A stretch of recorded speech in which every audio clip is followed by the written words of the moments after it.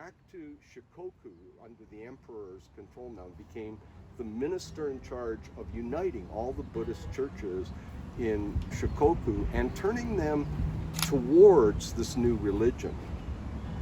So he did that, and there were 88 different temples on the island, and he united them. And when he died, he was given the title of Kobo Daishi, the man who brought everything together. And about 100 years later, 1100 AD, people on Shikoku started making a pilgrimage of all 88 shrines. It's about 750 miles. And it became really common all through the 16th, 17th centuries and right up until the 20th century. So when Yamamoto left, there was just the very beginning of this new movement to build miniature versions of the 88 shrines. And this was amongst the first. I think the first one, according to, there's actually I met a professor of Asian Studies who's a Canadian from University of British Columbia, where I did my undergraduate work, living in Shikoku, and he studies these miniature shrines. And it turns out there was one near the school where Yamamoto went to school, and we think that was the foundation. Anyways, he emigrated. So in 1900, what happened, well, actually 1890, the monarch known as the Merry Monarch, right, went to Japan because our Merry Monarch. Yes, there was a huge problem going on here because they had sugar cane. It was making money for the Hawaiian princes and kings, but they needed labor. And as soon as they got annexed by the U.S., the Chinese Exclusion Act applied, and so they couldn't bring in Chinese laborers anymore. So the solution was he went to China and declared all Japanese to be of Polynesian origin. Or to Japan rather. And so Japanese and Koreans and Filipinos were all allowed in, not as citizens, but under, letters of patent, if you will. You know, so they could come, and this huge boom started up in Japan about 1890. So if you can imagine, on this island, there were 12,000 people living here in 1900, right? The Hawaiians had been decimated by disease. The Chinese had all left. As soon as they finished their contract, they were out of here, gold fields, whatever. Better opportunity, right? So there were about 1,200 people, 1,300 people on the island. And, no, 12,000, sorry. 12,000 people living on the island. And within 10 years, 13,000 moved in, doubled the population, and they were all Chinese or Filipino, or Japanese or Filipino.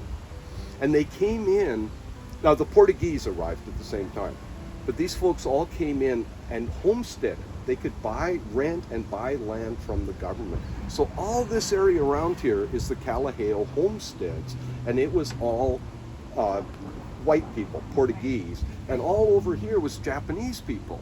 And they came in and built pineapple plantations.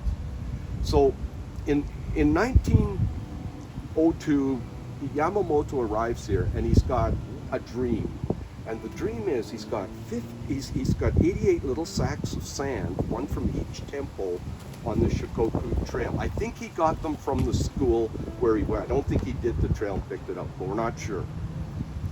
And this dream, so he rented this land, and he and his son built this pathway as a meditation, and it has 88 shrines on it. And underneath, they stole concrete from the pineapple factory and built those.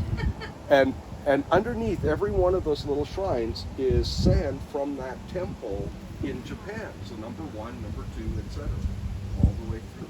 And they have little statues representing the shrine back in Japan. So, he built it in 1904. He opened it up, and right then, McBride, right, Walter McBride, the guy who gave us Kokilono, runs this power line right over top of it, like right through the center of his property, you know. And then, the highway went in, because this was what they the first highway. So it became a tourist attraction, which is what he expected. And his family, basically, they had 16 acres of pineapple, the hillside, and they had a little temple, not where this one is, but back in the corner. And it was, temples were kind of, you were expected to give donations, and they went to the family that maintained it. It was like a little business. Because he was not a preacher, he was a lay person. And once a month, the preacher from either Waimea or from Oahu would come and actually do prayers in the little temple. So this was, so we paid in 1903, 2 or 4, but this was built around that, how many years? 1904, it was built. It was completed in 1904. But the highway was like a dirt road, right? Yeah. Oh, okay. Yeah, and it hadn't cut through the mountain. It went up over the mountain really? at that time. There's an old ford right down there on the property. And that was before the bridge was built. People used to ford the stream here. And it's on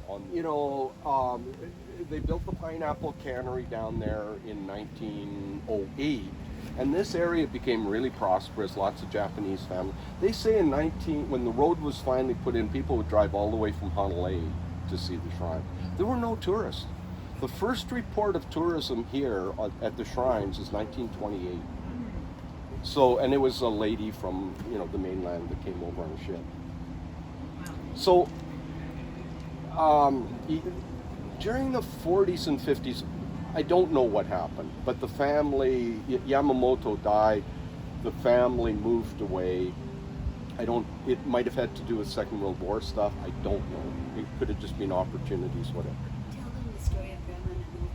Yeah, so, I'm sorry, but I have to tell you, he bought this land in 1916 as a homestead. Yamamoto did. This was only 16 acres at that time.